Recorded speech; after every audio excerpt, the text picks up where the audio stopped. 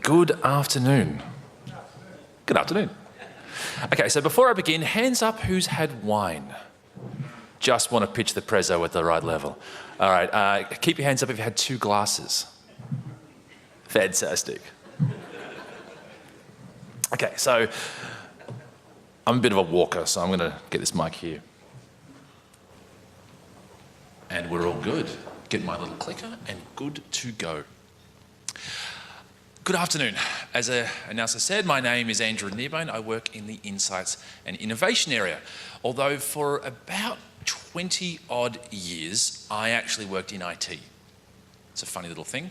And then one day, a guy called Richard McCasey invited me to lunch. And he sat me down and asked me about the world of packaging, and especially counterfeit.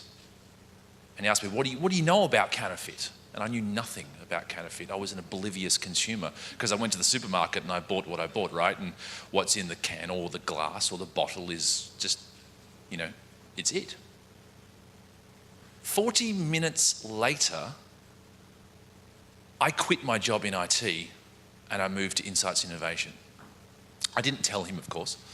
I still had to negotiate the salary and the wage. My dad always says it's never good to appear too keen. What I'm about to show you is what we talked about. So, yeah, it's pretty cool. Before that, though, let's talk about Visy. Now, Visy is leading and privately owned packaging resource company. I'm pretty sure everyone here knows Visy in some sense. We're pretty big, but there's probably some other areas that you're not quite familiar with. I'm just going to move this around. Yeah. Okay, so here's where we're sitting right now with our footprint. We're in a lot of places. It's a nice way of saying we get to have holidays in all those locations. It's pretty cool. About 5,000 odd employees, and every single one of them is awesome. That's great. There's Visy people here, so that includes you guys as well, so it's great. Entrepreneurial, cultural company. Look, that's the marketing thing. Here's the real message. Visy is one of those companies that if you've got an idea and you're willing to back it, you don't have to go through a lot of red tape to get things done. And I experienced that personally. So that's the entrepreneurial, spirit.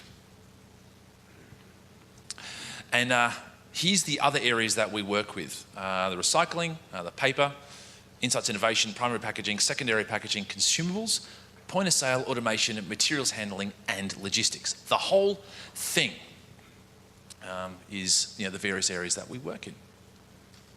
So, the world of counterfeit. Yeah, in these 2 areas, I'll talk about how bad is it, and a real story about a real example of a real company that's been affected by it. And then I'll get to the areas of packaging that address this. So firstly, how bad is it? It's bad. It's really bad. I can quote statistics, but that's the message right there. It is really, really bad. I've got some quotes that give some color around that. Here's the first one.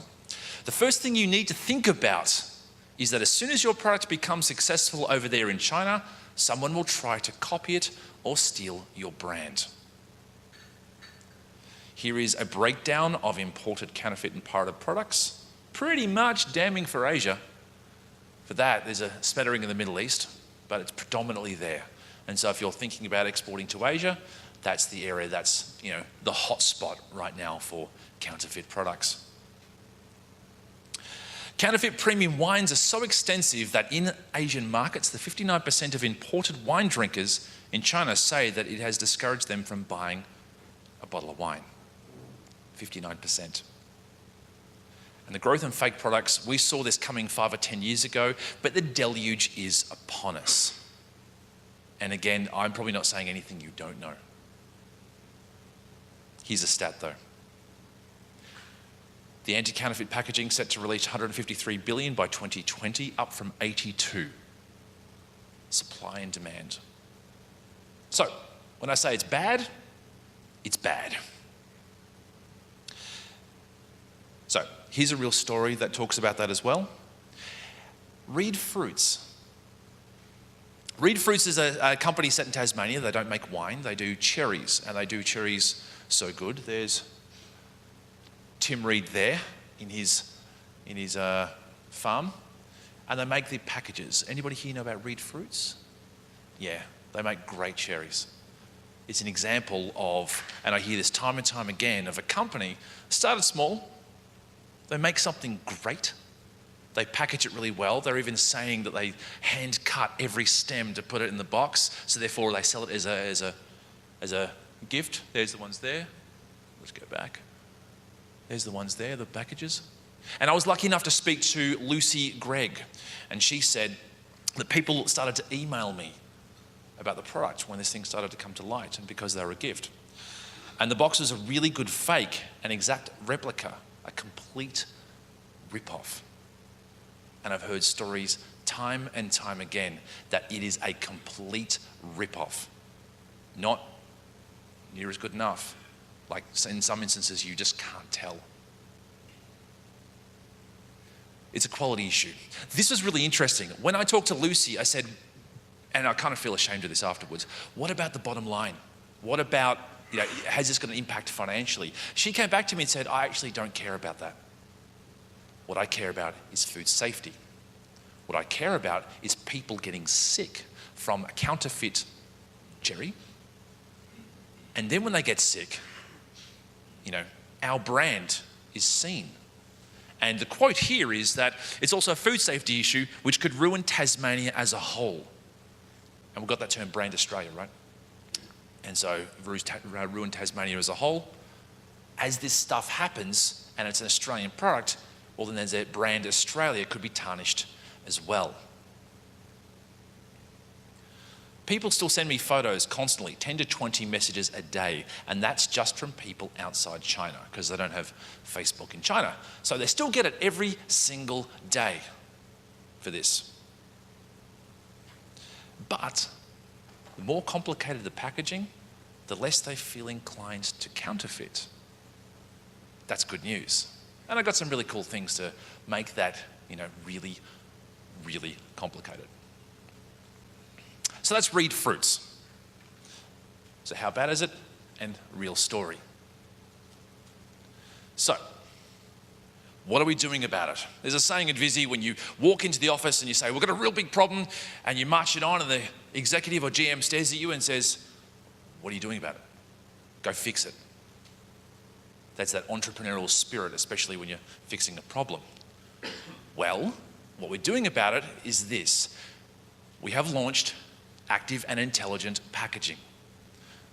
What active intelligent packaging is all about addressing this issue and also the marketing issues as well of how you can connect with your customers, in a social media sense, and especially as the consumer trend moves towards more that app, world.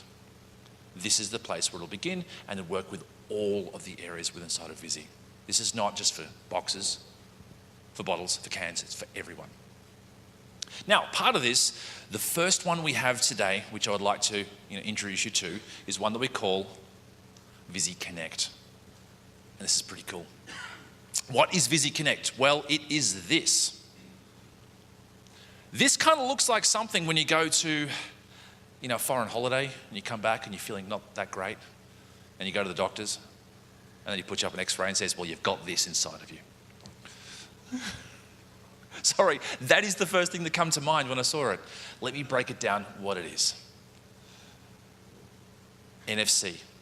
That thing communicates with the customer.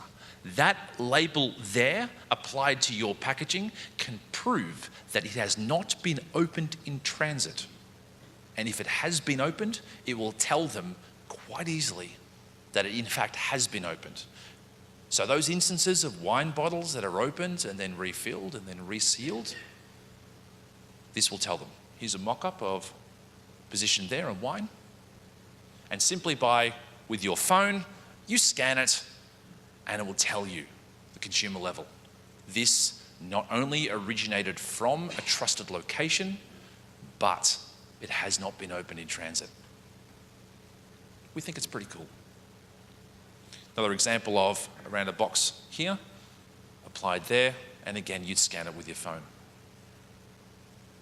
It's all about building that trust. And we think that's pretty cool in enabling customers to actually know that something has not been opened, and they can trust it, and they can eat it, and they'll be okay because it is an Australian product. I'm a little biased, a little patriotic, but I think that we make good stuff. It also has marketing and tamper detection. So for those marketing people in here, this is great. Every single one of those tags is unique. You can bind them together and you can build marketing around that. Here's an example here. There's nothing as exciting as showing a screenshot of a dashboard. But here's it here. It shows the geolocation, and as the customer scans it, you will see where they are and what they're doing.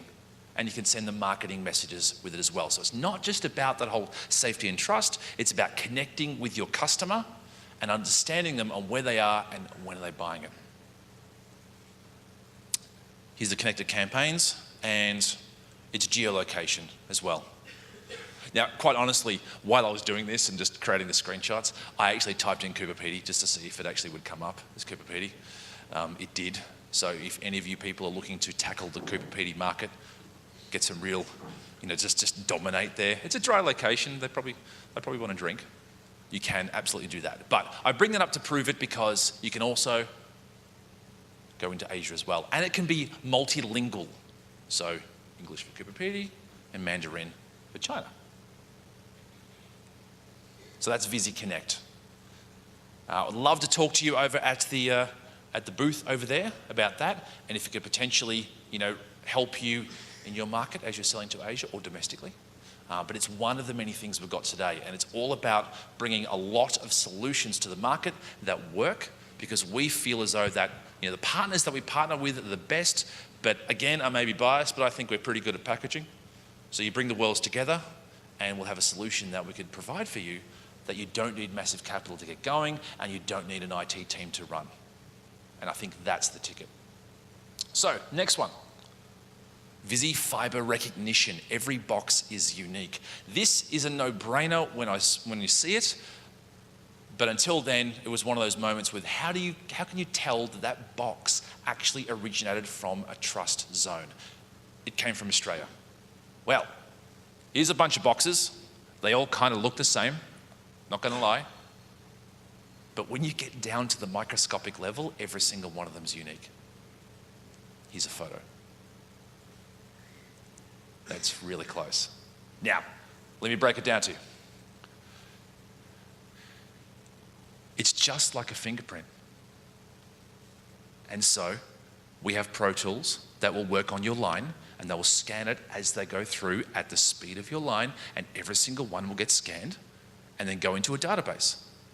And then at the other end, when it comes outside and it's, wherever you send it to, you can scan it again with a Pro Tool or your phone, and it can validate that this thing's in fact real. It's a box that did originate from. How? We scan the fiber. Again, seems to be a no-brainer. So that's Visy Fiber Recognition. Blockchain-based track and trace. Now, this is the point in the presentation, honestly, that I could deviate for about 4 hours, but I won't. Quick poll, hands up who understands completely blockchain. No. I don't either, to the extent, but let me explain it in a sense that's sort of a simplistic way. One, why are we interested? Let me give you the primer. Here is a blockchain. Each individual one of these are databases, and they talk to each other. That's the foundation of blockchain. Why are we interested in that? If we are going to put data into something which will then be used to validate that it's real, we need it to be secure.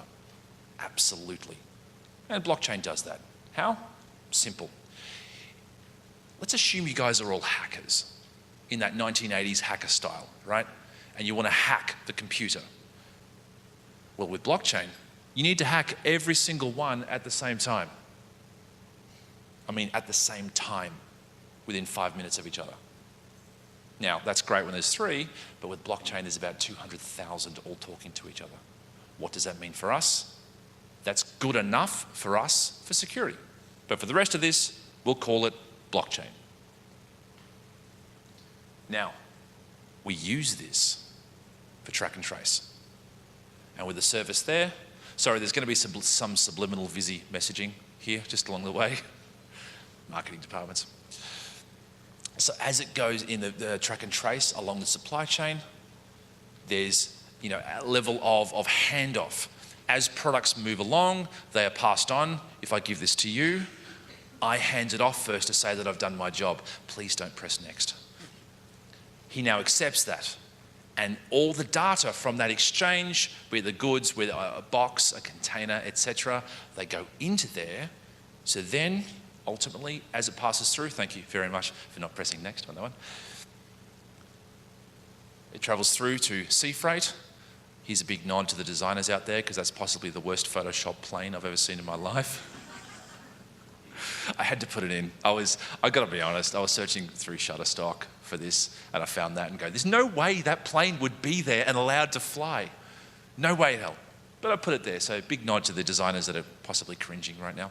But important, it gets handed off. So all the parties work together, they feed to blockchain, and again, there's our plane dropping cargo from the air down on the docks. So why do we do that? Why do we worry so much about a database? Why do we care? Why do we worry about the handoff and making sure that all parties, from the farm to the truck, to the truck, to the boat, to the boat, to the dock, to the store, why do we care? Because the consumer wants to know that what they're buying came from that actual location. And if we set this up, we need to know that we can stare you in the eye and say this works, and it will keep on working. So therefore, you can pass it on to your consumers and say that if you buy a product from us, you will know exactly where it came from, and we can trust it. And we feel that's the level you need to go before you even turn this on. So, blockchain-based track and trace. We've got more. There's inkjet coding as well. There's a number of options here for serialization. Laser mark coding as well. Digital watermarking. There's a lot. This is designed so I can have a conversation with you, because maybe some of these things haven't hit the mark today. Maybe when you come and see me and say, Andrew, this isn't what I need. We want to talk about it. Again, Visy, we know packaging. We've been doing it for 70 odd years. Eventually you get good. We know packaging, but we're going to partner with the best in the world in their tech from around the world, including one that's in Australia. And together with one cohesive solution, we can provide it for you. So I'd love to talk to you about this. So again, we call that active and intelligent packaging. It's a significant interest for Visy, just like all these are. And I would love to have a conversation with you. Thank you very much.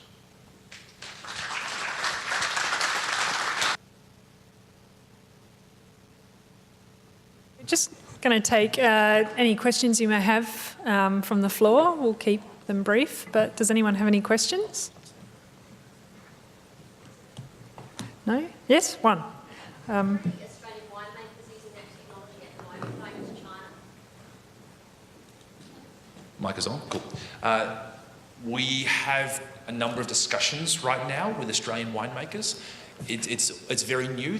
Some of the tech that we use is used in Europe today for, say, tobacco and pharmaceuticals. That's the grade I need to start with. You know, you inherit a lot of standards when you go there, but we are in discussions with that. But it's incredibly new. This is moving so fast. What we say, though, is, you know, it's moving quick. Get on board. It's better to be the first one to offer the customer than the last. But yeah, good question.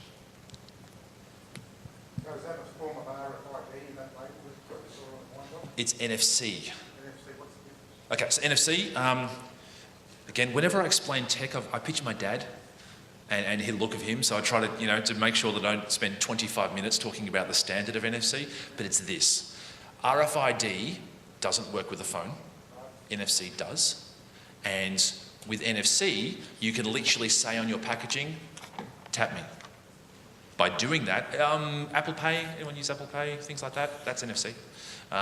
So if you can do that, you touch it, and then you get the feedback. What that means is that from a consumer level, It's a no-brainer. You don't say NFC, and you don't say the tech, and you don't say any of that. You say, get your phone, download our app, and tap me. And you can be assured that it works. So when the label's printed, Yes? is that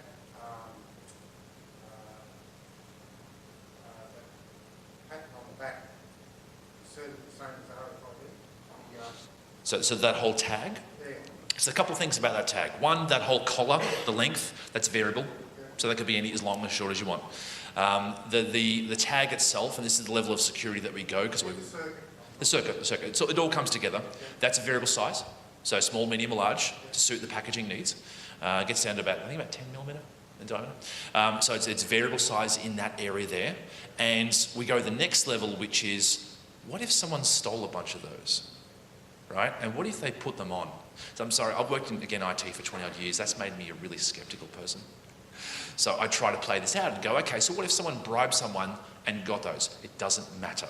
Because when those tags are on a roll by the million, we call them a ghost tag. They don't mean anything, right? And so as they go through the line, you beam them with information and it locks them in the trusted zone, right? You beam, you check, beam and check. And at that point in time, it means something. You've got some encrypted stuff on there. But bottom line is, even if they stole them and even if they copied it, it wouldn't mean a thing. And the next thing is, what if they just put some dummy data on there? Well, you've got your app on the App Store. And that app is only going to read your tags. Now, Apple and Google are really good at kicking off people that copy other people. So if someone else was to do that, well, they're going to fight the war for us and they'll kick them off.